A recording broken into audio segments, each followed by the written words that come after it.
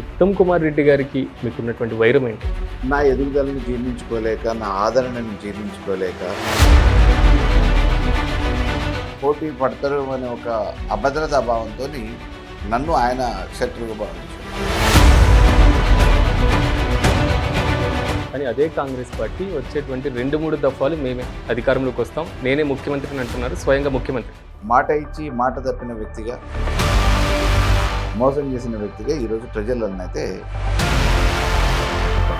ఏ విషయంలోనైనా ఇప్పటి వరకు రేవంత్ రెడ్డి గారు చేసింది ఆయన కుర్చీని ఎట్లా కాపాడుకోవాలి. కానీ మాజీ మంత్రి హరీష్ రావు గారి మీద తీవ్రమైనటువంటి విమర్శలు చేస్తున్నారు కవిత. ఎంత కష్టపడ్డాడు ఉద్యమంలో, కేసీఆర్ గారికి చేదుడు వాదుడుగా ఉన్నాడు, కుడుభుజం లెక్క ఉద్యమాన్ని నడిపించిండు.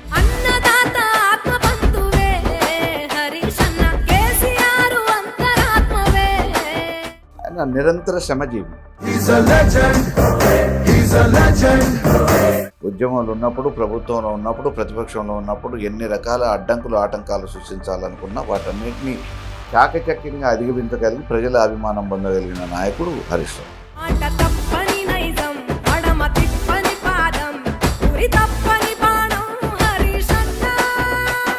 చాలా వరకు కూడా కేసీఆర్ గారు బయటికి రావట్లేదు, క్రియాశీలక రాజకీయాల్లో పార్టిసిపేట్ చేయట్లేదు. ఎన్ని అడ్డంకులు వస్తే, ఎన్ని ఆటంకాలు సృష్టించినా వాటన్నిటిని అధిగమించి కేంద్రంలో అధికారంలో ఉన్న ఉద్దండులున్న కాంగ్రెస్ మెడలు వంచి రాష్ట్రాన్ని సాధించినోడు.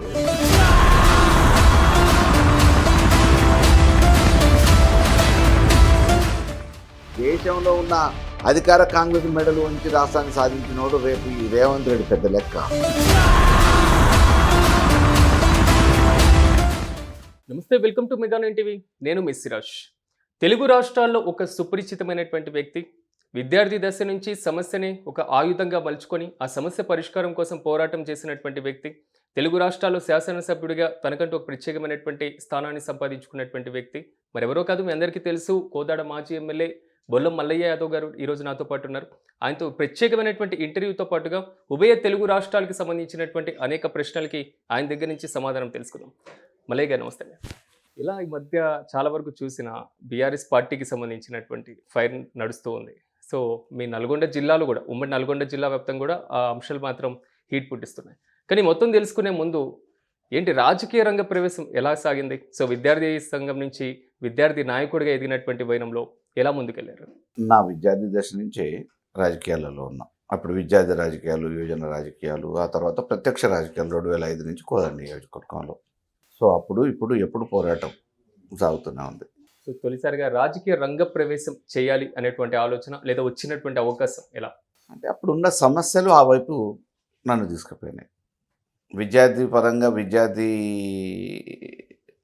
కాలేజీలలో సమస్యలు, స్కాలర్షిప్ల దగ్గర నుంచి మొదలుపెట్టుకొని అనేక సమస్యలతో సతమతం అవుతున్న పరిస్థితులలో విద్యార్థి సంఘ నాయకుడిగా ఆ రోజు చురుకైన పాత్రను పోషించింది. ఆ తర్వాత యాక్టివ్గా ఉంటున్నాం కాబట్టి రాజకీయంగా కూడా ప్రోత్సాహం దొరికింది. ఇవాళ మహేష్ కుమార్ గౌడ్ గారు పిసిసి ప్రెసిడెంట్, ఓకే, మాకప్పుడు రాష్ట్ర అధ్యక్షుడిగా ఉండే. ఆయన కమిటీలో నేను హైదరాబాద్ జంట నగరాలకు అధ్యక్షుడిగా పనిచేసిన. సో విద్యార్థి రాజకీయాలలో మొదలైన మేము ఇవాళ పిసిసి ప్రెసిడెంట్గా మహేష్ కుమార్ గౌడ్ గారు ఎట్లొచ్చారో మేము నియోజకవర్గానికి ఆ రకంగా. అప్పట్లో విద్యార్థి రాజకీయాలలో ఉన్నోళ్ళు చాలామంది, గిడుగు రుద్రాజ్ అని మాతో పాటు కమిటీలో ఉండే, కాంగ్రెస్ ఆంధ్ర పిసిసి ప్రెసిడెంట్గా చేసిండు, ఎమ్మెల్సీగా చేసిండు, చైర్మన్గా చేసిండు. మస్తాన్ వలి అని గుంటూరులో ఉండే, గుంటూరు 2 ఎమ్మెల్యేగా ఎలక్ట్ అయ్యాడు. వెంకట్రావు గుంటూరు ఎమ్మెల్యే. ఇప్పుడు పొన్నం ప్రభాకర్ మాతో పాటు కరీంనగర్ జిల్లా ప్రెసిడెంట్ ఉండే. కాబట్టి అప్పటి నుంచి విద్యార్థుల రాజకీయాలలో చురుకైన పాత్ర పోషించిన వాళ్ళందరూ కూడా ఆ అభిరుచితోని అంచెలంచెలుగా ఎదిగే అవకాశం పార్టీలు ఇచ్చినాయి. ఈరోజు వేరువేరు పార్టీలలో ఉన్న విద్యార్థి రాజకీయాలలో ఉన్నోళ్ళు ఈరోజు చాలామంది వేరువేరు రాజకీయ పార్టీలలో ఉన్నారు. అదొక శుభ పరిణామం. వారసత్వ రాజకీయాలు కాకుండా సొంతంగా స్వశక్తితోనే రాజకీయాలలో ఎదిగి గుర్తింపులోకి వచ్చి ఇలా రాష్ట్ర స్థాయిలో గుర్తింపు పొంది పదవులలో ఉండటం అనేది మాతో పాటు విద్యార్థి రాజకీయాలలో ఉన్నోళ్ళు చాలామందికి అవకాశం వచ్చింది. అదొక గుర్తుండే విషయం. చాలా వరకు మీరు చెప్పినటువంటి పేర్లన్నీ కూడా కాంగ్రెస్ పార్టీలో ఇప్పుడు కీలకంగా క్రియాశీలకంగా దాసు శ్రావణ్ ఉన్నాడు, ఓకే, ఆయన కూడా మాకు యూనివర్సిటీ కాంటెంపరీ. వెంకటస్వామి ఉన్నాడు, కత్తి వెంకటస్వామి, మాకు యూనివర్సిటీ కాంటెంపరీ. అన్ని పార్టీలలో ఉన్నారు, ఒక పార్టీ అనే కాదు. ఇప్పుడు ఇప్పటికీ సత్సంబంధాలు మంచిగానే ఇప్పుడు ఏబీపీ రామచందర్ అనేది ఇప్పుడు బీజేపీ ప్రెసిడెంట్ రామచందర్. మేము విద్యార్థి దశగా ఉన్నప్పుడు ఆయన విద్యార్థి రాజకీయాలలో బాగా ఏబీపీ రామచంద్ర అనేది, ఓకే. తర్వాత ఎమ్మెల్సీ రామచంద్ర అన్నారు, ఇప్పుడు బీజేపీ ప్రెసిడెంట్ రామచంద్ర. మాతో పాటు యూనివర్సిటీలో ఉంటాయి. చాలా వరకు 3 పార్టీలు రాష్ట్రంలో ఉన్నటువంటి అంటే ఉమ్మడి ఆంధ్రప్రదేశ్ రాష్ట్రంలో ఉన్న 3 రాజకీయ పార్టీలను ఆల్మోస్ట్ మీరు చూసేశారు. సో 3 రాజకీయ పార్టీలకు సంబంధించినటువంటి ప్రధాన అంశాల మీద కూడా పట్టు ఉంటుంది. సో ఏది బెస్ట్ అనిపించింది మీకు ఇప్పుడు ఉన్నటువంటి పార్టీలు? బెస్ట్ అనేది ఏది ఉండదు. ఏ రాజకీయ పార్టీ సిద్ధాంతమైనా నలుగురికి ఉపయోగపడాలనేది, ఈ పార్టీయే బాగుంటుంది అనేది కాదు. మనము ఎంతవరకు ఏ పార్టీలో ఇమడగలుగుతామని అనేది, ఏం చేయగలుగుతామని అనేది ఇంపార్టెంట్. ఆ రోజు నేను విద్యార్థి రాజకీయాలలో కాంగ్రెస్ నుంచి నా అరంగేట్రం మొదలైంది. నేను చేయగలిగినంతవరకు చేసినా నాకు ఇచ్చే అవకాశాలు పార్టీ కూడా ఇచ్చింది ఆ రోజు. అంతర్గత కలహాల వల్ల, ఆధిపత్య పోరు వల్ల నేను కోదాడ నియోజకవర్గంలో పోయిన తర్వాత తప్పనిసరి పరిస్థితులలో పార్టీ మారాల్సి వచ్చింది. అప్పుడు టీడీపీలోకి పోయినా. టీడీపీలో కూడా మామూలుగా కలిసి అందరితో కలిసి సమన్వయంగా పనిచేసినాం. అప్పుడు రేవంత్ రెడ్డి గారు తెలంగాణ శాఖ వర్కింగ్ ప్రెసిడెంట్గా ఉన్నాడు, నేను జనరల్ సెక్రటరీగా ఉన్నా. ఇద్దరం కలిసే పనిచేసినాం. వారు అనుకోని కారణాల వల్ల కాంగ్రెస్లో పోయిండు, నేను అందులో టీడీపీలో ఉండిపోయినా. తర్వాత మహాకూటమి పేరు మీద సిట్టింగ్ అనే స్థానం పేరు మీద నాకు టికెట్ అవకాశం ఇవ్వలేదు. అప్పుడు కేసీఆర్ గారు నాకు ఒక యువకుడిగా ప్రజలలో ఉన్న అభిమానాన్ని చూసి అవకాశం ఇస్తే ప్రోత్సహించినట్టు అవుతుందని చెప్పేసి అవకాశం ఇచ్చారు. టీఆర్ఎస్లోకి వచ్చింది. ఆ రోజు నుంచి ఈ రోజు వరకు మరి ఒకసారి గెలిచినాం, రెండోసారి ఓడిపోయినాం, మళ్ళీ పోరాటం కొనసాగుతూనే ఉంది, రాజకీయాల్లో కొనసాగుతున్నాం. కాబట్టి ఈ పార్టీయే బాగుంటుందని కాదు, అన్ని పార్టీలు కూడా ప్రజలకు పనిచేద్దామనే ఉద్దేశంతోనే మొదలైన పార్టీలు ఎస్టాబ్లిష్ అయితే. ఆ పార్టీలలో మనం ఉండేది ఎట్లా, మన మనుగడ ఎట్లా అనేది ప్రధానం. ఉత్తమ్ కుమార్ రెడ్డి గారికి మీకు ఉన్నటువంటి వైరం ఏంటి? వైరం వ్యక్తిగతంగా వ్యాపార లావాదేవీలో ఇంకోటి కాదు, రాజకీయ వైరమే. ఆయన రెండోసారి సిట్టింగ్ ఎమ్మెల్యేగా 2004లో గెలిచిండు, 94లో ఓడిపోయిండు, 99లో మొదటిసారి గెలిచిండు. అప్పుడు అధికారం లేదు, చంద్రబాబు నాయుడు గారు సీఎం. 2004లో రాజశేఖర రెడ్డి గారు సీఎం అయినరు, అప్పుడు అధికారంలోకి వచ్చారు. 2005 వరకు విద్యార్థి రాజకీయాలలో, యువజన రాజకీయాలలో ఉన్న నేను కోదాడ నియోజకవర్గానికి నా స్వస్థలం, జన్మభూమి అని చెప్పేసి రాజకీయ కార్యక్రమాలు చేసిన. అది జీర్ణించుకోలేక, ఆయన తట్టుకోలేక ఎక్కడ రేపు పోటీ పడతారు అనే ఒక అభద్రతా భావంతో నన్ను ఆయన శత్రువుగా భావించాడు. సో డీలిమిటేషన్ వచ్చింది, తప్పనిసరి పరిస్థితులలో 2 నియోజకవర్గాలు వస్తాయని ఒక ఆశతో నాడ పనిచేసాం. రాజశేఖర రెడ్డి గారు కూడా అదే రకంగా నన్ను ప్రోత్సహించారు. 2009లో టికెట్ ఇచ్చిన తర్వాత ఇక సమీకరణాలు రకరకాలుగా వాళ్ళకున్న శక్తిని ఉపయోగించి బీఫామ్ని మార్చే శక్తి వాళ్ళకుంది కాబట్టి మార్చగలిగారు. నేను ఇండిపెండెంట్గా పోటీ చేసిన. ఒకసారి ఇక అడుగు పెట్టినాం కాబట్టి నన్ను నమ్ముకున్న కార్యకర్తలు, అభిమానులు, ప్రజలు ఆదరించారు. ఆ అభిమానాన్ని కాదని వెనక్కి రాలేము కాబట్టి రాజకీయాలలో మొదటి నుంచి కొనసాగుతున్నాం కాబట్టి అదే కొనసాగింపుగా అక్కడే కోదాడలో కార్యక్రమాలు కొనసాగించాం. తప్పనిసరి పరిస్థితులలో పొమ్మని లేక పొగబెట్టినా, ఇతరత్ర కారణాల వల్లను, నాకు జరిగిన నష్టం వల్లను, అప్పుడున్న సందర్భానుసారంగాను వేరు పార్టీలు అవకాశాలు ఇచ్చినాయి. ఆ పార్టీల దాని ప్రకారం నేను తెలుగుదేశం పార్టీలో టికెట్ రాకపోయేసరికి బాధపడ్డారంట, అంటే ఓ విధంగా కొంతవరకు ఏడ్చేటువంటి పరిస్థితి దాకా వెళ్ళిందట సిచ్యువేషన్. డెఫినెట్గా 2 రోజులు ఏదైనా పని చేసి దాంట్లో ఇది కాకపోతేనే ఏమంటే ఏడుపు వచ్చేస్తుంది. నేను దాదాపుగా 2005 నుంచి 2018 అంటే 13-14 సంవత్సరాలు అదే నియోజకవర్గంలో అనేక సామాజిక కార్యక్రమాలు చేసి, రాజకీయ కార్యక్రమాలు చేసి, అప్పటికి 2 సార్లు పోటీ చేసి ఇబ్బంది పడి, మూడోసారి చేతికి వచ్చిన అవకాశం మిస్ అయినప్పుడు మామూలు అయితే గుండాకి చచ్చిపోతాడు. అంటే అక్కడ మిస్ అయిందా లేదా అడ్డుకున్నారా? సరే అడ్డుకోవటమే, మిస్ అవ్వటం అనేది ఏం లేదు. ఈసారి ఎవరు ఇప్పటివరకు అడ్డుకొని ఎవరు ఆపగలిగారు? అడ్డుకునే ప్రయత్నాలు జరుగుతాయి, కానీ నా గెలుపుని రకరకాలుగా వేరే రకంగా ఆపగలిగారేమో, కానీ టికెట్ విషయంలో నాకు ఎప్పుడు అటువంటి ఆటంకాలు సృష్టించాలనుకున్నా సాధ్యపడలేదు కదా వాళ్ళకి. 2014లో నేను టీడీపీ అధికారిక అభ్యర్థిగా పోటీ చేసిన, 2018లో టీఆర్ఎస్ అధికారిక అభ్యర్థికి పోటీ చేసిన, 2023లో టీఆర్ఎస్ అధికార పార్టీలో అధికారిక అభ్యర్థిగా పోటీ చేసిన. 3 సార్లు అనేక రకమైన ప్రయత్నాలు జరిగిన టికెట్ అయితే నాకే ఇచ్చారు కదా, అది ఇస్తాను. నేనేం వాడలేక ఫైర్వీల్ చేయలే, అడ్డదారి దొక్కలే, దొడ్డిదారిన పోలే. ప్రజల్ని నమ్ముకున్నా, నా కష్టాన్ని గుర్తించి అధిష్టానాలు కూడా అవకాశం ఇచ్చినాయి. సో ఎన్ఎస్యుఐ నేతగా రాజకీయ జీవితాన్ని ప్రారంభించి ఆల్మోస్ట్ సమస్య ప్రధానమైనటువంటి ఆ విధంగా తీసుకున్నారనేసి అంటున్నారు. తొలిసారి శాసనసభలో అడుగు పెట్టేటప్పుడు ఎలా ఉంది ఆ ఫీలింగ్? నాకు మొదటి నుంచి విద్యార్థి రాజకీయాలలో ఉన్నప్పుడు కూడా అసెంబ్లీ సమావేశాలైనా రాజకీయ నాయకులనైనా దగ్గర నుంచి గమనించే అలవాటు ఉండే. విద్యార్థి దశలో ఎన్నికలప్పుడు కూడా ప్రసంగాలు ఇస్తే ఏ రకంగా ఉంటే బాగుంటుందని చెప్పేసి అసెంబ్లీలో మాట్లాడిన అప్పటి కమ్యూనిస్టు యోధులు కానీ ఉపన్యాసాలు ఏ రకంగా ఇచ్చారు అనేది వ్యాసాలు చదివేది. ప్రత్యక్షంగా చూసే అవకాశం వచ్చినప్పుడు చూసేది దగ్గరగా. ఆ క్రమంలోనే అప్పటి నుంచి ఒక అభిరుచి ఉండేది. అధ్యక్ష అని అసెంబ్లీలో ఒకసారి ఆయన అనాలి అని అనేది. ఓకే. ఆ కోరికే నన్ను ఆడదాకా తీసుకుపోయింది. అనే అవకాశం బీఆర్ఎస్ పార్టీ ఇచ్చింది, కేసీఆర్ గారు ఇచ్చారు.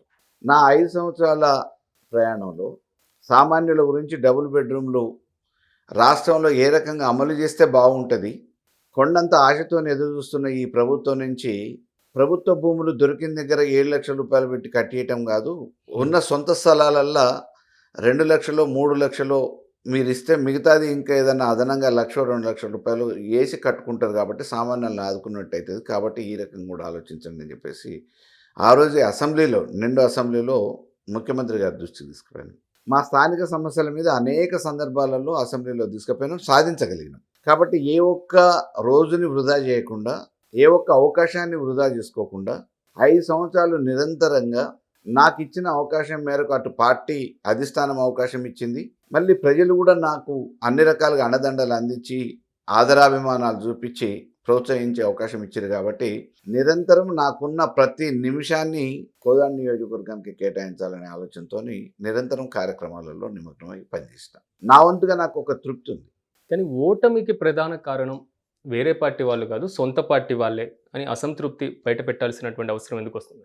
నా ఎదుగుదలను జీర్ణించుకోలేక, నా ఆదరణని జీర్ణించుకోలేక, ప్రజలలో నాకున్న ఆదరాభిమానాల్ని జీర్ణించుకోలేని కొంతమంది మా సొంత పార్టీలో కానీ బయట కానీ రకరకాలుగా చేసారు.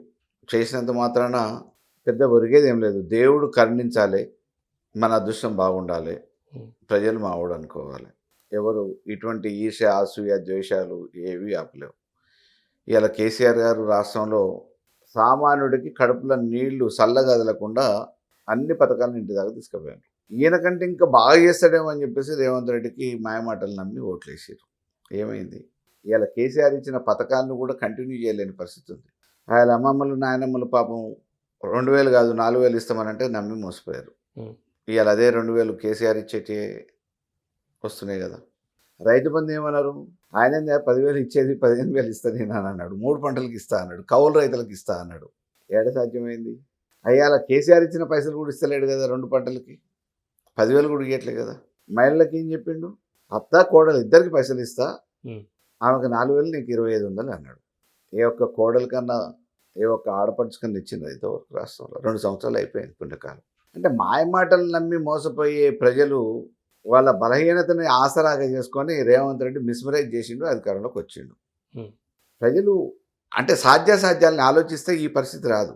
కానీ ఈ తెలంగాణ ఎక్కడున్న తెలంగాణ ఎటు పోతుంది, ముందుకు పోతుందా వెనక్కి పోతుందా అనేది ఆలోచించాల్సిన యువతరం, నిరుద్యోగులు, మేధావులు.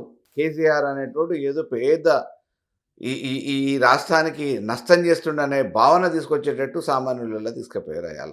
అది నోటి ప్రచారం కానీ మీడియా కానీ. కానీ ఈరోజు అధికార కుర్చీలో కూర్చున్న వాళ్ళు ఏం చేస్తున్నారు? ప్రజల గురించి పట్టించుకుంటురా? ఉన్నాయి కాపాడుకునే పరిస్థితి ఉందా? ఎట్లున్న హైదరాబాద్ ఎట్లయిపోయింది? సూట్ కేసు పట్టుకొని బస్సు ఎక్కి వచ్చిన ఆయన ఇక్కడ 1 సంవత్సరం పని చేసుకుంటే మంచిగా ఓ ఇల్లు వాకిలో కొనుక్కొని సూట్ కేసులో డబ్బులు తీసుకుపోయి మళ్ళీ ఇంటికాడ పొలాలు కొనుక్కున్న పరిస్థితి. అన్ని రకాలుగా కడుపులో పెట్టుకున్న హైదరాబాద్ సామాన్యుల్ని, ఊర్లో ఉపాధి ఉద్యోగం లేనోళ్ళని హైదరాబాద్కి వస్తే బతుకు తెరువు ఉంటుంది అనుకునే వాళ్ళకి అందరికి కూడా ఎన్నో రకమైన ఉపాధి, ఉద్యోగ, వ్యాపార అవకాశాలు ఇచ్చిన హైదరాబాద్లో ఈరోజు కిరాయి కట్టలేక ఎంతమంది ఖాళీ చేసిపోతున్నారు, వ్యాపారాలు చేయలేక ఎంతమంది వేరే రాష్ట్రాలకు తగ్గిపోతున్నారు. దానికి కారణం కాంగ్రెస్ కాదా? కానీ అదే కాంగ్రెస్ పార్టీ వచ్చేటువంటి 2-3 దఫాలు మేమే అధికారంలోకి వస్తాం, నేనే ముఖ్యమంత్రిని అంటున్నారు స్వయంగా ముఖ్యమంత్రి రేవంత్ రెడ్డి గారికి. ఆ కుర్చీలో కూర్చోవాలనేది ఫెవికాల్ పెట్టుకొని కూర్చోవాలన్నట్టు ఒక ఆలోచన ఉంటుంది. కానీ అది ఉంచాలా లేదా అనేది నిర్ణయించేది ప్రజలు కదా. నేను కూర్చున్న కుర్చీలో నేను ఇంకా శాశ్వతంగా ఉండాలని చెప్పేసి కోరుకోవటంలో రేవంత్ రెడ్డి కోరుకుంటాడు, ఆయన సహచరులు కోరుకుంటారు, అధికారం కావాలనుకుంటే కోరుకుంటారు. కానీ అది ఉంచాలా లేదా అనేది ఆలోచించాల్సింది ప్రజలు కాబట్టి ఆ ప్రజలు ఏం ఆలోచిస్తే దాని ప్రకారం జరుగుతుంది. మా వంతుగా మేము ఇప్పుడు చేయగలిగింది ఏంది? ప్రజల్ని చైతన్యవంతం చేయటం మా పని. కానీ ఇప్పుడు ప్రభుత్వం అన్ని అభివృద్ధి కార్యక్రమాలు ప్రారంభిస్తుంది. మీరేమో మా హయాంలో చేపట్టిన కార్యక్రమాలు, మేము శంకుస్థాపన చేసినటువంటి కార్యక్రమాలు అంటున్నాను. ఈ కొరాటో డ్యామ్ కానివ్వండి, లేకపోతే సదర్మట్ డ్యామ్ కానివ్వండి, ఈ మొత్తం కూడా. ఎందుకు క్రెడిట్ చోరీకి పాల్పడుతుంది కాంగ్రెస్ పార్టీ అనే ఆరోపణ ఎందుకు చేస్తున్నారు? 2 సంవత్సరాల కాలంగా అధికారంలోకి వచ్చిన కాంగ్రెసు ఏదన్నా కొత్త ప్రాజెక్టుకి గానీ, కొత్త పనికి గానీ శంకుస్థాపన చేసి ప్రారంభోత్సవం చేసుకుందా, రాష్ట్రం మొత్తం దోలాడి భూతద్దం పెట్టి దోలాడి చెప్పండి నాకు. ఇవాళ రేవంత్ రెడ్డి అడావుడిగా పోయి హెలికాప్టర్లలోనో గాలి మోటార్లలోనో పోయి కార్యక్రమాలు చేసినా, ప్రారంభోత్సవాలు చేసేటివన్నీ మేము మొదలుపెట్టి కొనసాగింపుగా పూర్తి చేసుకోవడానికి దగ్గరలో ఉన్న ప్రాజెక్టులను పూర్తి చేసి ఆ పైపై మెరుగులు దిద్ది మేము నిధులిచ్చి అభివృద్ధి చేసి శాంక్షన్ చేసి మొదలుపెట్టిన ఆ ప్రాజెక్టులు ఏవైతే ఉన్నాయో వాటిని ఈరోజు శంకుస్థాపనల పేరు పోయి మాయి అని చెప్పేసి గొప్పలు చెప్పుకుంటున్నారు. చెప్పానండి. ఒక్కటి, ఈ కాంగ్రెస్ ప్రభుత్వం వచ్చిన తర్వాత సామాన్యుడికి 3,500 చొప్పున ప్రతి నియోజకవర్గానికి ఇల్లు ఇస్తా అని చెప్పిండు. ప్రతి సంవత్సరానికి 3,500 చొప్పున. సరే, హైదరాబాద్ లాంటి నగరంలో వదిలిపెట్టండి, 119 నియోజకవర్గాలలో మీకు 3,500 చొప్పున సంవత్సరానికి కడితే ఎన్ని ఇళ్ళు కావాలి? ఇవాళ ఎన్ని ఇళ్ళు కట్టారు? అప్పుడు మొదలుపెట్టిన ఇప్పటి వరకు అతి లేదు గతి లేదు. 50% కూడా ఈరోజు ఈనాడు పేపర్లో వచ్చింది. పురోగతి లేదు, నిధులు మంజూరు చేయట్లేదు, ఏవేవి ఏ పర్సంటేజ్ ఏ స్టేజీలలో ఉన్నాయి అనేది. Not even 50% they not completed. 2 సంవత్సరాలు అయిపోయింది, 3 సంవత్సరాలకు అడుగు పెట్టినాం, ఇంకా శాంక్షన్స్ లేవు. ఇది కాంగ్రెస్ అభివృద్ధి. పోలవరానికి సంబంధించినటువంటి అంశం మీరు తెర మీదకి తెస్తున్నారు. ఏదైతే ఆంధ్రప్రదేశ్ ప్రభుత్వం చేపడుతున్నటువంటి ప్రాజెక్ట్ ఉందో, సో కాంగ్రెస్ పార్టీ కంటే బీఆర్ఎస్ పార్టీ అడ్డుకుంచడానికి ముందుకు వెళ్తున్నట్లుగా తెలుస్తుంది ఎక్కువగా. అంటే టార్చ్ బేరర్గా వీళ్ళు చేసే అన్యాయం, వీళ్ళు చేసే నష్టం తెలంగాణకి ఏ రూపంలో చేయాలనుకున్నా దాన్ని వెంటాడి వెలుగులోకి తీసుకురావడం అనేది మా బాధ్యత. రేవంత్ రెడ్డి గారు ఒక ముఖ్యమంత్రి హోదాలో తెలంగాణ ప్రజల్ని, రైతాంగాన్ని, ఆంధ్ర ప్రభుత్వానికి ఆయన అవసరాల కోసం ఎట్లా తాకట్టు పెడుతున్నాడు అని అనేది ఈరోజు బహిరంగంగా మేము ప్రజలకు తెలిసే విధంగా చెప్తా ఉన్నాం. అది పనకచెర్ల కానీ, కృష్ణా రివర్లో నీటి కేటాయింపులు కానీ, చేస్తున్న ప్రాజెక్టులు కానీ, ఏ విషయంలోనైనా ఇప్పటి వరకు రేవంత్ రెడ్డి గారు చేసింది ఏంది, ఆయన కుర్చీని ఎట్లా కాపాడుకోవాలి, అధిష్టానం ఢిల్లీ పెద్దల మన్నన ఎట్లా పొందాలి, వాళ్ళని ఎట్లా తృప్తిపరచాలి, దానికి తోడు రేపు ఏదైనా జరగరాని జరిగితే పెద్దన్న మోడీ గారి ఆశీస్సులు ఎట్లా పొందాలి అనేది ఒక ప్రయత్నంలో ఉన్నాడు తప్ప ఈరోజు ఈ తెలంగాణ ప్రజలకు ఇచ్చిన హామీల గురించి నెరవేరుద్దామనే ఆలోచన లేదు, చిత్తశుద్ధి లేదు, పట్టించుకునే తీరిక ఆయనట్లేదు. కాంగ్రెస్ పార్టీ నుంచి బయటకు వచ్చిన తర్వాత ఎప్పుడైనా మళ్ళీ సొంత పార్టీలోకి వచ్చేయండి, ఇక్కడ కలిసి పనిచేసాం, కలిసి పోటీ చేద్దాం, అవకాశం ఇస్తాం, ఇలాంటి ఆఫర్స్ ఎప్పుడైనా వచ్చినాయా? అంటే నాకు పార్టీ మీద వ్యతిరేకత లేదు. పార్టీలో వ్యతిరేకత? నేను పార్టీ నుంచి విభేదించలే, వ్యక్తులతో విభేదించడం. లోకల్ వ్యక్తులు అంటే స్థానికంగా ఉన్న ఆధిపత్య పోరులో నన్ను ఆధిపత్య పోరులో బలిపశం చేయాలనుకున్నప్పుడు ప్రత్యామ్నాయంగా నాకు అవకాశాలు ఇచ్చిన పార్టీలకు పోయినా తప్ప I'm not deferred with Congress, I'm not deferred with TDP. ఆ రోజు తెలంగాణలో అసలు టీడీపీయే లేదనుకున్న కాలంలో కూడా నేను 2014లో నాకు పోటీ చేసే అవకాశం ఇచ్చింది కదా అనే ఉద్దేశంతో 2018 దాకా 4 సంవత్సరాలు కొత్తగా ఏర్పడ్డ తెలంగాణ ప్రభుత్వం ఉన్నా టీడీపీ అసలు తెలంగాణలో లేనే లేదు అన్నా నేను టీడీపీ జనరల్ సెక్రటరీగా, ఇదే రేవంత్ రెడ్డి వర్కింగ్ ప్రెసిడెంట్గా, ఎల్రమ్న తెలంగాణ శాఖకి అధ్యక్షుడిగా పనిచేసినాను. నా కాన్స్టిట్యున్సీ ఏంది? బోర్డర్ కాన్స్టిట్యున్సీ, టీడీపీ మొదటి నుంచి గెలిచిన కాన్స్టిట్యున్సీ. సో తప్పకుండా టీడీపీగా ఆ పార్టీని నిలబెట్టుకోవడానికి, క్యాడర్ని నిలబెట్టుకోవడానికి, గెలిచే అవకాశం ఉన్న నియోజకవర్గంగా గెలవగలిగిన శక్తి ఉన్న అభ్యర్థిగా నాకు అవకాశం ఇస్తారని చెప్పి చంద్రబాబు నాయుడు గారి నమ్మకం మీద ఆ పార్టీలోనే పనిచేసిన. చివరికి నేనే కాబోయే ముఖ్యమంత్రిని అని చెప్పేసి ఆ రోజు చంద్రబాబుని ప్రసన్నం చేసుకొని సిట్టింగ్ స్థానం అని చెప్పుకొని కాంగ్రెస్కి కేటాయించుకున్నాడు ఉత్తమ్ కుమార్ రెడ్డి.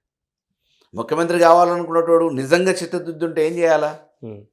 ఒక్కొక్క సీటుని వడపోసి ఏ రకంగా గెలుచుకోవాలి, మద్దతే కదా, మహాకూటమే కదా, ఏ పార్టీ గెలిస్తే వచ్చేది ఏముంది, వడపోసి గెలవడానికి ప్రయత్నం చేయాలి. కానీ చేసింది ఏంటి? 2018లో సిట్టింగ్ అని చెప్పేసి మామూలుగా ప్రసన్నం చేసుకోవడానికి, గెలవగలిగిన వాళ్ళు ఎవరు అనేది కాదు. నువ్వే ముఖ్యమంత్రి అవుతున్నప్పుడు నీ భార్యకి ఎందుకు మరి? ఇంకేదైనా చేసుకోవచ్చు. అంటే ఆయనకి గెలుపు కంటే ఎక్కువ ఏంటి? ఆయన స్వలాభం. ఆ పరిస్థితులలో నాకు టికెట్ రానప్పుడు నేను దాదాపుగా అప్పటికే 20 సంవత్సరాలు ఆ నియోజకవర్గంలో పనిచేసినాక ఎన్నో సామాజిక కార్యక్రమాలు చేసిన తర్వాత ప్రజల్ని అంటిపెట్టుకొని ఉన్న తర్వాత ప్రజలు కూడా నేను కావాలి, నన్ను ఆ స్థాయిలో చూడాలనే అభిప్రాయంతో ఆదరాభిమానులను చూపిస్తున్న తర్వాత నాకు అవకాశం ఇచ్చిన పార్టీ వైపు పోకుండా ఎట్లుంటా నేను? నాకు నేనుగా ఏ పార్టీ దగ్గర పోయి బతిలాడలే నాకు టికెట్లు కావాలని. నా అవసరాల కోసం ఏం పోలే. తప్పకుండా ఒక పార్టీ అన్యాయం చేసిన తర్వాత ఇంకో పార్టీ హక్కును చేర్చుకుంది. డెఫినెట్గా అవకాశాన్ని నేను తీసుకున్నాను. ఇప్పుడు కనబడుతున్నటువంటి ఇష్యూ, తెలంగాణలో మీలాంటి సీనియర్ నాయకులు దాదాపు 20 సంవత్సరాలకు పైగా రాజకీయ అనుభవం ఉన్నటువంటి వ్యక్తులు బీఆర్ఎస్ పార్టీలో ఉంటే కవిత బయటికి వెళ్ళాల్సినటువంటి పరిస్థితి ఎందుకు వచ్చింది? అంటే కవిత బయటికి వెళ్ళిపోయిందా, పంపించారా? ఏ పార్టీలో ఎవరు పోలే. ఉమ్. ఇందిరాగాంధీ ఉన్నప్పుడు మేనకా గాంధీ పోయింది. మంచి మంచి నాయకులు దగ్గరగా ఉండేటోళ్ళు, కుటుంబ సభ్యులు లాంటి నాయకులు కూడా కాంగ్రెస్ని కూడా వదిలిపెట్టిపోయారు. టీడీపీలో ఏం జరిగింది? టీడీపీలో కూడా కుటుంబ సభ్యుల వల్లనే ప్రమాదం జరిగింది కదా పార్టీకి. అంటే ఇప్పుడు బీఆర్ఎస్ పార్టీకి ప్రమాదం జరుగుతుందనా? రాజకీయాలలో ఇవి సహజం అంటున్నా. ఓకే. అది కుటుంబ సభ్యులు కానీ ఇతరాత్ర ఎవరైనా కానీ రాజకీయాలలో వ్యక్తులుగా వాళ్ళు ఒక్కొక్కసారి ఆలోచించే విధానం ప్రకారం, పక్కోళ్ళు చెప్పే దాని ప్రకారం వాళ్ళకు సొంతంగా ఆలోచించుకునే దాంట్లో క్యాలిక్యులేషన్స్ అతిగా ఆలోచించుకోవటం మూలాన ఇటువంటి తప్పటడుగులు జరుగుతూ ఉంటాయి. ఈరోజు పార్టీ నుంచి పోయినామని చెప్పుకున్నటోళ్ళకు వీళ్ళకి ఎవరికైనా గుర్తింపు ఏంది? పార్టీయే కదా. ఆ పార్టీలో ఉండి చిన్న స్థాయి నుంచి పార్టీ గౌరవించి అవకాశం ఇచ్చింది కాబట్టి ప్రజలలో ఆ స్థాయిలో ఆదరణ పొందగలిగారు, గుర్తింపు పొందగలిగారు. ఆ పార్టీని కాదనుకున్నప్పుడు ఏముంటుంది? తాత్కాలికంగా కొంతమంది ప్రత్యర్థులు వాడుకునే ప్రయత్నం చేస్తారు. మీడియా కొంతకాలం వార్తలు రాస్తుంది. చిన్న చిన్నగా ప్రజలు ఏం ఆలోచిస్తారు? వీళ్ళ వల్ల జరిగేది ఒరిగేది ఏముంటుంది, ఎంత శక్తి వీళ్ళది అని అనేది ఆలోచిస్తారు. అట్లా ఎన్నో పడలే మనకు చరిత్రలో. కానీ బయట వాళ్ళు విమర్శలు చేసే కన్నా కుటుంబ సభ్యులు విమర్శ చేస్తే కొంత బలం అనిపిస్తుంది. అది సాధారణంగా ప్రజలకు త్వరగా వెళ్తుంది. కానీ మాజీ మంత్రి హరీష్ రావు గారి మీద, సంతోష్ రావు గారి మీద తీవ్రమైనటువంటి విమర్శలు చేస్తున్నారు కవిత. అది వాస్తవమా కాదా అనేటువంటి విషయం పక్కన పెడితే ప్రజల్లోకి బలంగా వెళ్ళేటువంటి అవకాశం లేదా? ఇప్పుడు హరీష్ రావు గారు ఏంది అని అనేది, కేటీఆర్ గారు ఏంది అని అనేది ప్రత్యర్థులు ఏవైతే మాట్లాడుతున్నారో ఆ ప్రత్యర్థులు మాట్లాడే మాటలు వాళ్ళు కాకుండా కవితతో మాట్లాడిస్తున్నారు. అది ప్రజలలో చర్చ జరుగుతుంది. రాజకీయ నాయకుడికి ఎవరిదైనా ఏ జీవితమైనా తెరిచిన పుస్తకం. హరీష్ రావు గారు ఏందనేది తెలియదా?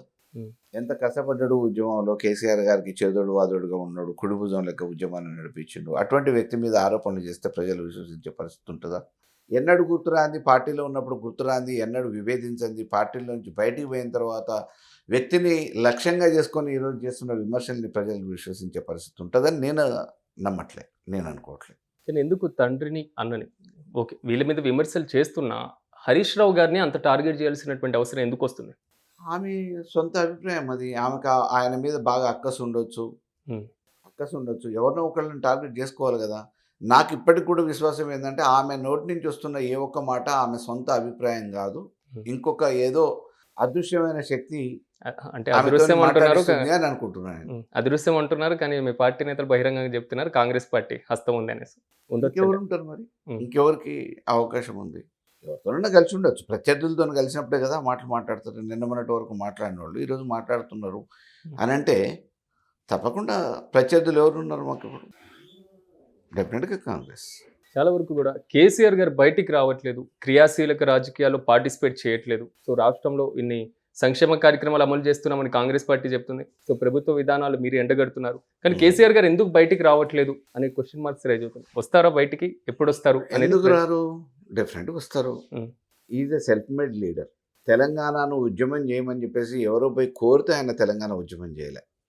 తెలంగాణ సాధించుకోవాల్సిన ఆవశ్యకత ఈ 4 కోట్ల ప్రజలకి అవసరం ఉంది అనేది గుర్తించి ఉన్న పదవులకి రాజీనామాలు చేసి ఏమీ ఆశించకుండా ఒక్కడిగా మొదలై లక్షలాది మందిని తయారు చేసి 14 సంవత్సరాల రాష్ట్రాన్ని సాధించి 10 సంవత్సరాలు ఏకదాటిగా ప్రభుత్వాన్ని నడిపించి 4 కోట్ల ప్రజానికానికి అన్ని రకాలుగా వసతులు వనరులు చేసి అభివృద్ధి చెందుతున్న రాష్ట్రాలలో చిన్న రాష్ట్రమైన ఈ దేశంలో 4వ ఆర్థిక స్వయం ప్రాతిపదికన అభివృద్ధి చెందిన రాష్ట్రంగా తీర్చిదిద్దిన మహానాయకుడు ఈ అసెంబ్లీ సమావేశాలకు 1 సంవత్సరం 2 సంవత్సరాలు బయటికి ప్రజలకు రానంత మాత్రాన ఆయన మొత్తానికి రాజకీయాల నుంచి వైదొలుగుతుండు అని చెప్పి అనుకుంటే అది రాజకీయ అజ్ఞానులు వేస్తున్న అంచనా.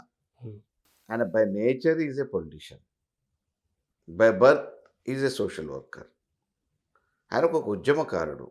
ఎన్ని అడ్డంకులు వస్తే, ఎన్ని ఆటంకాలు సృష్టించినా వాటన్నిటిని అధిగమించి కేంద్రంలో అధికారంలో ఉన్న ఉద్దండులున్న కాంగ్రెస్ మెడలు వంచి రాష్ట్రాన్ని సాధించినోడు ఇవాళ అధికారంలో ఉన్న ఈ కాంగ్రెస్ ఒక 4.5 కోట్లకు సంబంధించింది దేశంలో ఉన్న అధికార కాంగ్రెస్ మెడలు వంచి రాష్ట్రాన్ని సాధించినోడు రేపు ఈ రేవంత్ రెడ్డి పెద్ద లెక్క. ప్రజలలోకి వచ్చిన తర్వాత ఉన్న విషయాలన్నీ చెప్పటానికి, కనువిప్పు కలిగించడానికి ఆయనకి ఒక్క వేదిక చాలు, ఒక ఉపన్యాసం చాలు. ప్రజా మనిషి ఆయన, డెఫినెట్గా వస్తాడు. దానికి సమయం, కొంతకాలం ఉరికి వేసిన ఓటర్లకు కూడా విషయాలు పూర్తిగా తెలియాలి కదా. చిన్నపిల్లలు మారాన్ చేస్తూ ఉంటే ప్రతిసారి బతిలాడితే ఏమవుతుంది? సో వాళ్ళకు కూడా కొంత తెలిసినప్పుడు, పడ్డప్పుడు ఓ నిజంగానే ఆయన చెప్పింది కరెక్ట్ అని చెప్పి అనుకుంటారు. ప్రతిసారి మనం వెనక తట్టి చెప్పిన దానికంటే ఒకసారి ఆ చెప్పింది జరిగినప్పుడు వాళ్ళకి కన్విప్ అవుతుంది. కాబట్టి డెఫినెట్గా ఆయనకు అపారమైన అనుభవం ఉన్న నాయకుడిగా మీరు మోసపోవద్దని ఎన్నికల ప్రచారంలో చెప్పిండు. రైతు బంధు రాదు, అన్నిటికీ రామ్ పెడతారు, ఏ పథకం కూడా ఇస్తా అన్న దానికి అదనంగా ఇస్తా అని ఇవాళ ఊదర కొడుతురు, కానీ ఏది సాధ్యపడే విషయం కాదు, మీరు ఆలోచించి నిర్ణయం తీసుకోండి అని చెప్పేసి వేదికల మీద చెప్పాడు. ఇన్లే ఆయన చెప్పిన మాటలే ఇవాళ గుర్తు చేస్తారు కదా జనాలందరూ. వారి అనుభవంతో చెప్పారు, మీ మాట వినలేదు. ఒక ఇంటికి పెద్ద ఆయనగా కుటుంబ సభ్యులకి ఎట్లా చెప్తాడో అట్లా రాష్ట్ర ప్రజలకు అందరికి కూడా ఎన్నికలప్పుడు ప్రచారంలో భాగంగా అన్ని వేదికల మించి అన్ని జిల్లాలలో అన్ని ఉపన్యాసాలలో కాంగ్రెస్ మాయమాటలు నమ్మొద్దని చెప్పాడు. ఇల్లే కదా ఇలా వాళ్ళే రియలైజ్ అవుతున్నారు కదా, కేసీఆర్ చెప్పింది కరెక్ట్ అంటున్నారు కదా. రేపు కేసీఆర్ మంచి చేస్తాడా, రేవంత్ రెడ్డి మంచి చేస్తాడా అనేది బేరీ చేసుకుంటారు కదా రేపు రానున్న ఎన్నికలలో. బీఆర్ఎస్ పార్టీలో నిర్ణయాలు తీసుకునేటువంటి అధికారం ఎలా ఉంటుంది? అంటే కింది స్థాయి, ద్వితీయ స్థాయి శ్రేణులకు సంబంధించి చర్చలు ఉంటాయా, లేకపోతే మొత్తం బాసే తీసుకుంటారు? అందరి అభిప్రాయాలు తీసుకుంటారు, నిర్ణయాన్ని వారు వెల్లడిస్తారు. బీఆర్ఎస్ పార్టీలో నెంబర్ 2 ఎవరు? నెంబర్ 2లు 3లు ఏముండవు, అందరి సమాన పాత్రే ఉంటుంది. అందరికి బాస్ కేసీఆర్. ఆయన కలిసినప్పుడు ఏం చెప్తుంటారు మీతో? ఆయనతో కలిస్తే ఆ వైబ్ వేరు. మేము ఒక పార్టీకి సంబంధించిన వ్యక్తులుగా కాకుండా కేసీఆర్ గారితో ప్రత్యక్షంగా ఒక 5 నిమిషాలు మాట్లాడినా, 5 గంటలు మాట్లాడినా ఆ వైబ్ వేరు. వారితో మాట్లాడితే ఒక 1000 ఏనుగుల బలం వస్తుంది ఎవరికైనా. ప్రపంచాన్ని కళ్ళ ముందు ప్రత్యక్షంగా చూపించగలుగుతాడు. అంత అద్భుతమైన అన్ని విషయాల మీద అవగాహన ఉన్న మేధావి. సో మధ్యలో కొన్ని అడ్డులు ఉంటాయి, సో ప్రాసెస్ ఉంటుంది, ఆయన కలవడానికి బాగా టైం పడుతుంది, సో త్వరగా కలవరు అనేటువంటిది ప్రతిపక్షాలు చెప్తారు. న్యాచురల్లీ ఎందుకు అంటే ప్రతి నిమిషం చాలా ఇంపార్టెంట్ ఆయనకి. ఉద్యమం చేసినప్పుడు అందరినీ ఒక తాటి మీద గాంధీయ సిద్ధాంతంలో ఒక రక్తపు బొట్టు చిందించకుండా, ఎవరికి నష్టం కాకుండా ఈ తెలంగాణను ఎట్లా సాధించాలనే దాంట్లో నిమగ్నమై ఆ పనిలో ఉన్నారు కాబట్టి ఆ రోజు సాధ్యమైంది. సాధించిన తెలంగాణని ఎట్లా బాగు చేసుకోవాలి, ఇది ఏ లక్ష్యం కోసం మనం తెచ్చుకున్నామనే పనిలో నిమగ్నమై ఎక్కువ సమయాన్ని బాగు చేసే పనిలో పరిమితమై ఎక్కువ మందిని కలవకపోవచ్చు. కానీ కలిస్తే రోజుకు ఎంతమందిని కలుస్తాడు? 100 మందిని కలుస్తాడు, 200 మంది.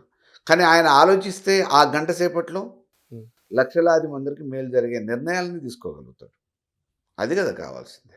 బీఆర్ఎస్ పార్టీ ఏర్పాటు చేసినటువంటి జిల్లాలకు సంబంధించి మళ్ళీ ఇప్పుడు జిల్లాల మార్పు చేపట్టాల్సినటువంటి అవసరం ఎందుకు వస్తుంది? అసలు జిల్లాలు మార్చమని, దీంట్లో ప్రజలు ఇబ్బంది పడుతున్నారని అడిగిన ఇన్సిడెంట్ ఒకటి చూపించండి. కానీ వినతులు వచ్చేస్తున్నాయి భారీ స్థాయిలో ప్రజల దగ్గర నుంచి. మరి ఆయన ఇచ్చిన హామీలు మర్చిపోవాలంటే ఏం చేయాలి? ఏదో ఒక ఇష్యూలో డైవర్ట్ చేయాలి జనాల్ని, ఎటో ఒకవైపు దృష్టి మరల్చాలి. ఆ క్రమంలో ఆయన ఇటువంటి అంటే ఇచ్చిన హామీల గురించి మర్చిపోయి లేని వాటి గురించి కొత్త సమస్యలు సృష్టించడానికి ఎందుకు? ఇది ఇప్పుడు ఇంటిగ్రేటెడ్ కలెక్టరేట్స్ కట్టినాం, అన్ని శాఖలకు సంబంధించిన అధికారులు అటు ఉంటారు, అది ప్రయోజనమా కాదా? అంతకుముందు వ్యవసాయ శాఖ ఒక్కడు ఉంటుంది, రెవెన్యూ ఒక్కడు ఉంటుంది, ఎంపీడీ ఒక్కడు ఉంటాడు, ఒకదానికి ఒకటి సంబంధం ఉండదు, ఎటు తిరగాలనో తెలియదు, సామాన్యుడు తిరగాలంటే ఇబ్బంది పడే పరిస్థితి. ఈరోజు ఆ పరిస్థితి లేకుండా ఒక దగ్గర సమీకృత కార్యాలయాలని చేశారు కదా. కలెక్టర్ని కలవాలంటే ఎంత దూరం పోవాల్సి వస్తుండే ఇంతకుముందు? కలెక్టర్ కలిసేటోడా? ఇవాళ 4-5 నియోజకవర్గాలకు 6 నియోజకవర్గాలకు ఒక జిల్లా కావడంతో కలెక్టర్ 4-5 నియోజకవర్గాలలో కూడా అత్యవసరమైతే కలిసేసి వస్తున్నాడు. ఆర్డీఓ ఒక నియోజకవర్గానికి డివిజన్ చేసి ఈరోజు ఆర్డీఓలు ఉన్నారు. దీనివల్ల ఎంప్లాయీస్ పెరిగారు, అవకాశాలు పెరిగినాయి, పరిపాలన సౌలభ్యం పెరిగింది. ఎందుకు మరి దీన్ని మామూలుగా పునర్వ్యవస్థీకరణ పేరు మీద రాజకీయాల దృష్టి మార్చడానికి, ప్రజల్ని పక్కదో పట్టియటానికి చేస్తున్న ఒక చిరు ప్రయత్నం ఇది. ఇది ఫ్యూచర్ సిటీ అండి. ఇది మొత్తం ఒక విజన్ తీసుకెళ్తున్న ఉన్నదాన్నే జడగొట్టి ఫ్యూచర్ సిటీ ఏందండి? నాకు అర్థం కాదు. ఉన్నదాన్ని బాగు చేసుకోకుండా ఏం హైదరాబాద్కి ఏం రిసోర్సెస్ లేవు. హైదరాబాద్ని మామూలుగా చేయడానికి ఎన్నో రకాల అవకాశాలు ఉన్నాయి. హైదరాబాద్లో ఏం చేసిన వారి ఫ్యూచర్ సిటీ అది ఎప్పుడయ్యే పని? ఎప్పుడు కావాలి? నీకున్న సమయం ఎంత? 5 సంవత్సరాలు 2 సంవత్సరాలు అయిపోయింది. ఇంతవరకు తాడు లేదు, బొంగరం లేదు. నువ్వు పేర్ల మీద చెప్తా ఉన్నావు. దావోస్కు పోయిన కాంట్రాక్టులు ఏమైనాయి? దావోస్కు పోయి కాంట్రాక్టులు తెచ్చినా అని చెప్పేసి నువ్వు అడ్వర్టైజ్మెంట్లో ఖర్చు పెట్టింది ఎంత? మహారాష్ట్ర పోయి ఎన్నికల పేరు మీద తెలంగాణలో మేము ఇంత గొప్పగా చేస్తున్నామని చెప్పేసి ఖర్చు పెట్టిన పైసలు ఎన్ని? సాధించింది ఏంది? ఇవాళ 2.5 లక్షల కోట్ల అప్పు చేసి ఆ అప్పు ఎటు పోయింది? ఎవరి జేబులకు పోయింది? ఎవరికి ఉపయోగపడ్డది? ఏం ప్రాజెక్టులు కట్టినావు? ఇవాళ ఉద్యోగస్తులు జీవితాంతం పనిచేసిన ఉద్యోగస్తులకి రిటైర్మెంట్ బెనిఫిట్స్ ఇవ్వట్లే. డిఎల్ ఇస్తా అని చెప్పేసి ఏం చేసినావు? వృద్ధులు ఇవాళ మామూలుగా నీ మీద ఆశ పెట్టుకొని రేపో మాపో మామూలుగా కాటికి పోతామో ఏటికి పోతామో అని చెప్పి అనుకునేటోళ్ళు మందులకో మాకలకో తిండికో తిప్పలకో వస్తాయనే ఉద్దేశంతో నీకు ఓటేస్తే 4,000 ఇస్తా అని చెప్పేసి నట్టేట ముంచి వాళ్ళ గోస కూడా తగులుతుండే. చేయాల్సినవి చేయకుండా నీకు హైదరాబాద్ ఏంటిది? రియల్ ఎస్టేట్కి మరో పేరు అని అన్నారు. దేశ విదేశస్తులు వచ్చేసి హైదరాబాద్లో స్థిరపడటానికి వ్యాపారాలు చేసుకోవడానికి ఒక కేంద్రంగా మార్చారు. అటువంటి స్థిరాస్తి వ్యాపారాన్ని మొత్తం మంట కలిపేసే ఇవాళ రిజిస్ట్రేషన్ల మీకు స్టాంప్ డ్యూటీ చూస్తే నెలకి పడిపోతుంది కదా. రాష్ట్ర ఆదాయం పడిపోతుంది, రెవెన్యూ పడిపోతుంది. ఏంది దీనికి కారణం? పరిపాలన మీద అవగాహన ఉండే లేకనా? కానీ 7 లక్షల కోట్ల అప్పు, కాగిచ్చేటువంటి నివేదిక 4 లక్షల కోట్ల అప్పు, రాష్ట్ర ప్రభుత్వం చెప్తున్నటువంటి లెక్క ఇన్ని లక్షల కోట్ల అప్పు, మొత్తం బీఆర్ఎస్ పార్టీ మా మీద భారం వేసి వెళ్ళిపోయింది అంటున్నారు. అభివృద్ధి చేయడానికి భారమే అవుతుంది. కానీ దాన్ని మామూలుగా ఇంతకుముందు కూడా ఇవన్నీ చేసుకుంటూ కూడా మీకు సంక్షేమ కార్యక్రమాలు అందించిన అభివృద్ధి కార్యక్రమాలు అక్కడ రాజీ పడకుండా చేసినాం కదా. నువ్వెందుకు చేయలేకపోతున్నావు మరి? నువ్వేమో అమెరికా నుంచి రాలే కదా, ఈ రాష్ట్రంలో పుట్టినవే కదా, ఒక ఎంపీగా పనిచేసినావు కదా, ఒక వర్కింగ్ ప్రెసిడెంట్గా చేసినావు కదా, ఒక పీసీసీ ప్రెసిడెంట్గా చేసినావు కదా. ఈ రాష్ట్ర ఆర్థిక పరిస్థితి మీద అవగాహన లేకుండా నువ్వు హామీలు ఇచ్చినావా? ఒక ప్రతిపక్ష నాయకుడు హోదాలో హామీలు ఇచ్చేటప్పుడు తెలియదా ఈ రాష్ట్ర ఆర్థిక పరిస్థితి ఏందో? ఒక ముఖ్యమంత్రి హోదాలో ఉన్నవాడు కుర్చీలో కూర్చున్న ఆయన మరి ఇయ్యలేకపోయిందా ఆ రోజు? రాష్ట్ర ఆర్థిక పరిస్థితి ఎంతవరకు అంతవరకు ఆ స్థాయిలోనే ప్రజలకి మనం చేయగలుగుతామనే ఉద్దేశంతో మేము కూడా పథకాలు అంతవరకే ఆ స్థాయిలో ఇవ్వగలిగినాం. చెప్పినాం మేనిఫెస్టోలో. నువ్వేమన్నావు? రాష్ట్ర ఆర్థిక పరిస్థితి తెలిసి అప్పులలో ఉందని చెప్పి తెలిసి కొత్తగా ఊదరగొట్టే ఉపన్యాసాలు ఇచ్చి మా దగ్గర మేధావులు ఉన్నారు, 100 సంవత్సరాల చరిత్ర కలిగిన కాంగ్రెస్ పార్టీ మాది, మేము ఇస్తే ఏదైనా చెప్పగలుగుతామని చెప్పేసి చెప్తివి. ఉద్యోగాలు అన్నావు. రాహుల్ గాంధీ వచ్చింది, ప్రియాంక గాంధీ వచ్చింది. ఏ ఉద్యోగాలు? మేము ఏవైతే రిక్రూట్ చేసినామో వాళ్ళకి ఆర్డర్ కాపీలు ఇస్తున్నావు అంతే. అన్నీ మేము చేసినాయి కదా. రిక్రూట్మెంట్ అంతా మేము చేసిన తర్వాత ఆర్డర్ కాపీలు ఇవ్వలే. మళ్ళీ వచ్చే ప్రభుత్వం మాదే కదా అని చెప్పేసి అడావుడు ఏం లేదు కాబట్టి ఇవ్వలే. వాటికి ఆర్డర్ కాపీలు ఇచ్చి నేను చేసిన గొప్పలు అని చెప్పేసి అని అనుకుంటున్నావు. మరి అయ్యాల నువ్వు ఎంతమందికి ఉద్యోగాలు ఇస్తా అన్నావు? ఇవాళ ఎంతమందికి ఉద్యోగాలు ఇవ్వగలిగినావు? నువ్వు వచ్చినాక వేసిన నోటిఫికేషన్లన్నీ రిక్రూట్ చేసింది ఎంతమందిని? 2018లో మీరు ఎమ్మెల్యేగా గెలుపొందిన తర్వాత మళ్ళీ 2023 ఎన్నికల్లో ఓటమి తర్వాత సొంత నియోజకవర్గంలో అడుగుపెట్టినప్పుడు ఎలా అనిపించింది? అది నా జన్మభూమి. కానీ గెలుపోటములు కనబడుతున్నాయి. గెలిచినా ఓడిపోయినా నేను రాజకీయంగా 2005లో నా కార్యక్రమాలు మొదలుపెట్టిన నాటి నుంచి నేటి వరకు నన్ను ఆ స్థాయిలోనే ప్రజలు చూస్తారు. ఎమ్మెల్యే ఉన్నప్పుడు నేను అట్లే ఉన్నా, ఎమ్మెల్యే లేనప్పుడు కానప్పుడు కూడా అదే రకంగా ఉన్నా. ప్రజలు అదే అభిమానాన్ని చూపించారు, అదే ఆదరణ ఇప్పటికి కూడా ఉంది. నాకు పదవులతోని ప్రమేయం లేదు, అంత ఇంపార్టెంట్ కూడా కాదు. ఏ పదవులు లేకుండా కూడా నేను చాలా చేసిన సామాజిక కార్యక్రమాలు చేసిన. పదవులు ఎలగబెట్టిన వాళ్ళు మొత్తం మమ్మల్ని హరిచంద్రులు అని చెప్పేసి అనుకొని గొప్పలు చెప్పుకునేటోళ్ళు కూడా పిల్లికి బిచ్చం పెట్టలే, గుళ్ళో పోతే 5 రూపాయలు ఆరతులు అయ్యారు. కానీ నేను గణేష్ విగ్రహాల దగ్గర నుంచి మొదలు పెట్టుకొని శ్రీమంతాలు, క్రీడా కార్యక్రమాలు, దేవాలయ కార్యక్రమాలు, you believe are not, you can even enquiry also. Enquiry చేయండి ఒకసారి. నేను నా చేతి నుంచి ప్రారంభం చేసిన ఏ ఒక్క గుడి ఆగిపోలే. శంకుస్థాపన చేసిన ప్రారంభోత్సవం చేసుకున్నాను. నియోజకవర్గంలో నేను ఎమ్మెల్యే కాకముందు మొదలైన గుళ్ళు, ఆగిపోయిన గుళ్ళను కూడా మళ్ళీ నేను పోయి కొబ్బరికాయ కొట్టిన తర్వాత పూర్తి చేసుకున్నాను. నేను నా 5 సంవత్సరాల కాలంలో వేసినన్ని బొడ్రాయిలు, కట్టినన్ని గుళ్ళు మొత్తం చరిత్రలో కోదాడ నియోజకవర్గంలో నా హయాంలో ఆయనని ఎప్పుడు కాలే. నేను ప్రారంభం చేసి రిబ్బన్ కట్ చేసిన ఏ ఒక్క వ్యాపారం ఇబ్బంది పడలేదు, నష్టపోలేదు, షాపులు పని చేసుకోలేదు. మంచిగా ఇప్పటికీ కూడా వాళ్ళు ఏ వ్యాపారాలు నా చేతి నుంచి మొదలైనాయి అవన్నీ కూడా దినదిన అభివృద్ధి చెంది మంచిగా 3 పూలు 6 కాయలు లెక్క తీసుకుంటున్నారు. ఇప్పుడు ఎలా ఉంది స్థానిక ఎమ్మెల్యేతో అంటే కోదాడలో వాళ్ళు టూరిస్టులు అండి, అంటే వచ్చిపోతూ ఉంటారు. అంతే. ఎప్పుడు కూడా నియోజకవర్గాలు ఉండేది లేదు, నియోజకవర్గం ప్రజలకు అందుబాటులో ఉండేది లేదు. వాళ్ళకి ఏమైనా పనులు కావాలంటే వాళ్ళు ఈడికి రావాలి, హైదరాబాద్కో బెంగళూరుకో రావాలి తప్ప వాళ్ళు ప్రజలకు అందుబాటులో అక్కడ ఉన్న సందర్భాలు దాఖలాలు ఏమి ఉండవు. ఇది ఎలా ఉంది? ఎందుకంటే ఇప్పుడు ఆల్రెడీ రాజకీయ జీవితం 20 ఏళ్ళు మీరు అంటే విద్యార్థి దశ నుంచి ప్రారంభమైన ఇంకా రాజకీయంలోనే ఉన్నటువంటి నేపథ్యంలో ఇంట్లో పిల్లలు, ఫ్యామిలీ, టైం స్పెండింగ్, వాళ్ళతో గొడవలు ఏంటి మొత్తం? నేను మామూలుగా విద్యార్థి రాజకీయాలలో ఉన్నప్పుడే రాజకీయాల వైపు పోవాలని చెప్పేసి ఆలోచన ఉంది కాబట్టి దానికి అనుగుణంగానే పెంపకం చిన్నప్పటి నుంచి కూడా నేను రాజకీయాలలో ఎక్కువ టైం ఇస్తాం కాబట్టి తక్కువ టైం ఇచ్చినా ఆ టైంలో ఎటువంటి ఇబ్బంది కాకుండా పిల్లలకి ఆ రకంగానే మోటివేట్ చేసుకుంటూ వచ్చినాం. అర్థం చేసేసుకుంటారు. They are well qualified, they will settle also, all of them got married, they blessed with children, they blessed with even children also, happy everyday. మీ లక్ష్యం అధ్యక్ష అని చెప్పడం, పిలవడం అయిపోయింది, కంప్లీట్ అయిపోయింది. సో నెక్స్ట్ ఏమైనా ప్రమాణ స్వీకారాలు మంత్రిగా చేయాలి ఇలాంటి కోరికలు ఏమైనా ఉన్నాయా? ఆ భగవంతుడు అనుగ్రహిస్తే తప్పకుండా ఆశ ఉంటుంది. ఆశ ఎందుకు ఉండదు? నేను కూడా మనిషినే కదా, తప్పకుండా ఆశ ఉంటుంది. ఇంకో నలుగురికి ఇంకెక్కువ మందికి పనిచేసే అవకాశం ఒకటి వస్తుంది అనే భావన ఉంటుంది కాబట్టి definitely till my last breath I will be in politics. Next ఎమ్మెల్యేగా పోటీ చేయబోతున్నారా, ఎంపీగా పోటీ చేయబోతున్నారా? ఆలోచన ఉందా పార్లమెంట్కి వెళ్ళాలని? అంటే నా వరకు నేను ఓకే, కన్ఫైన్ అయింది నా నియోజకవర్గానికి, నా నియోజకవర్గంలోనే నేను పోటీ చేస్తాను. సో ఇప్పుడు మీ గురించి చాలా వరకు కూడా రాజకీయంగా సాగినటువంటి నేపథ్యంలో రాష్ట్ర రాజకీయాలు కూడా చెప్పారు. బట్ ఒక చిన్న ర్యాపిడ్ క్వశ్చన్స్ ఉన్నాయి, సో మా ప్రేక్షకుల కోసం. సో నేను వ్యక్తుల పేర్లు చెప్తాను, ఒక్క మాటలో వారి గురించి మీరు వివరించేసారు. సో మాజీ ముఖ్యమంత్రి కేసీఆర్ గారు, ఆయన ఒక మహానుభావుడు, దైవ స్వరూపుడే. హరీష్ రావు గారు, ఆయన నిరంతర శ్రమజీవి. చీమ ఎట్లనో హరీష్ రావు కూడా అట్లనే. చీమ ఎప్పుడు ఆహారం కోసం వేటాడుతూ ఉంటుంది, చిన్న ప్రాణమైనా ఎప్పుడు కష్టపడుతూనే ఉంటుంది. ఎన్ని అడ్డంకులు వచ్చినా అధిగమించి ముందుకు పోవాలని చెప్పి చూస్తుంది. అదే రకంగా ఉద్యమాలు ఉన్నప్పుడు, ప్రభుత్వంలో ఉన్నప్పుడు, ప్రతిపక్షంలో ఉన్నప్పుడు ఎన్ని రకాల అడ్డంకులు ఆటంకాలు సృష్టించాలనుకున్నా వాటన్నిటినీ చాకచక్యంగా అధిగమించగలిగి ప్రజల అభిమానం పొందగలిగిన నాయకుడు హరీష్ రావు, భవిష్యత్తున్న నాయకుడు. సో ఆయనతో కలిసి పనిచేసేటప్పుడు ఏమనిపిస్తూ ఉంటుంది? ఆయన కేసీఆర్ గారి దగ్గర చాలా దగ్గరగా పనిచేసిండు, కుడిభుజంగా పనిచేసిండు. వారి దాంట్లో కనీసం కొంతనన్నా అంటుతుంది కదా వీరికి, అదే రకమైన ఇన్స్పిరేషన్ ఉంటుంది. కేసీఆర్ గారిని దగ్గరగా చూడలేని వాళ్ళు ఈయన చూస్తే కేసీఆర్ గారిని చూసిన ఫీలింగ్ వస్తుంది. ఓకే, రేవంత్ రెడ్డి ఆయన కావాలనుకున్నాడు ముఖ్యమంత్రి, దారులు ఏవైనా అడ్డదారులైనా దొంగదారులైనా కావాలనుకున్నాడు, ముఖ్యమంత్రి అయిండు. అయిన తర్వాత ఈరోజు మళ్ళీ ఆయన భవిష్యత్తుని నిర్మించుకోవడానికి అవకాశం ఉంది, కానీ మోసగారిగా ముద్ర వేసుకున్నాడు.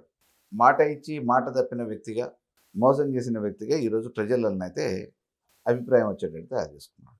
కేటీఆర్ గారు ఒక యంగ్స్టర్గా టెక్నాలజీని ఏ రకంగా తీసుకురావచ్చు అని చెప్పేసి అన్ని కంపెనీలని, సాఫ్ట్వేర్ రంగాన్ని హైదరాబాద్కి, దేశ విదేశాలలో ఉన్న అన్ని కంపెనీలని హైదరాబాద్కి తీసుకొచ్చి హైదరాబాద్ని ఒక పెద్ద గుర్తింపు పొందిన నగరంగా తీర్చిదిద్దిన ఘనత అయితే అయింది కదా. కేబుల్ బ్రిడ్జ్ ఎక్కడుంది, ఈ టవర్స్ ఎక్కడున్నాయి, గచ్చిబౌలి, ఇవన్నీ పోతాయి. ఆయనకున్న శక్తియుక్తులు, తండ్రికి దగ్గ తనయుడు, తప్పకుండా శ్రీరామచంద్రుడి పరిపాలన అప్పుడు ఎట్లా చూసినామో రేపటి భవిష్యత్తులో ఆయన పరిపాలన కూడా ఈ రాష్ట్రంలో చూస్తాం. చంద్రబాబు గారు ఆయన ఒక విజనరీ లీడర్, ఆయన దూరదృష్టి ఆయనది.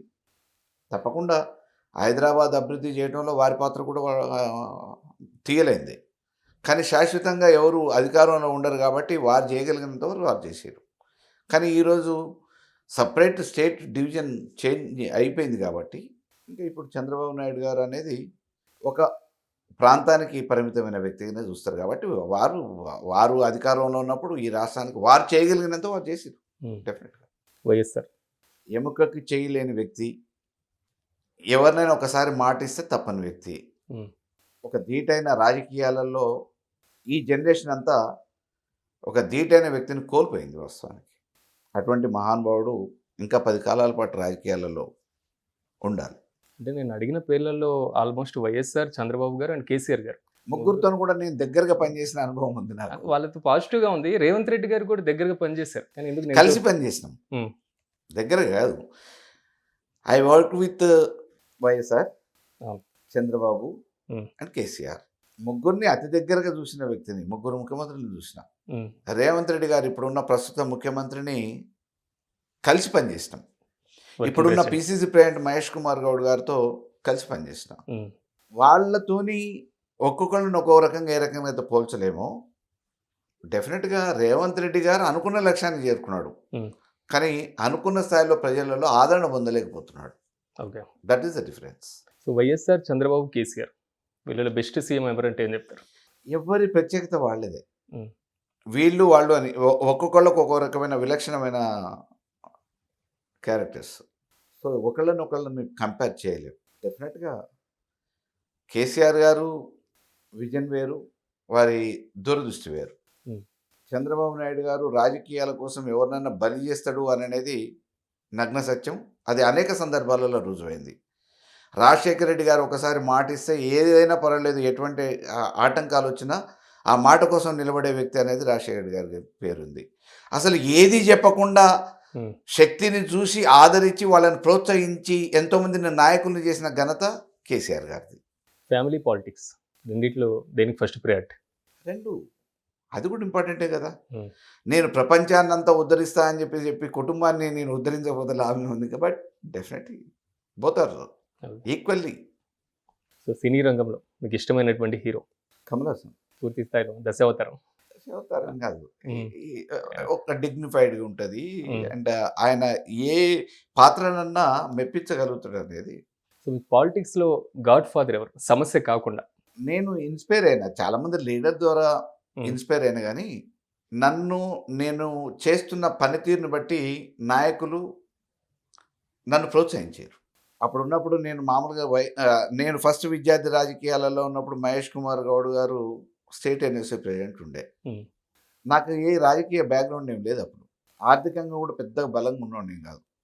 నేను కష్టపడుతున్న పనితీరును చూసి నాకు ఆ రోజు హైదరాబాద్ జంట నగరాలకి విద్యార్థి శాఖకి పనిచేసే అవకాశం ఇచ్చారు. తర్వాత రాజశేఖర రెడ్డి గారు ప్రోత్సహించి ప్రత్యక్ష రాజకీయాలలో నీ స్వస్థలం కదా కోదాడబొమ్మ అని చెప్పి అన్నారు. వారు ప్రోత్సహించారు.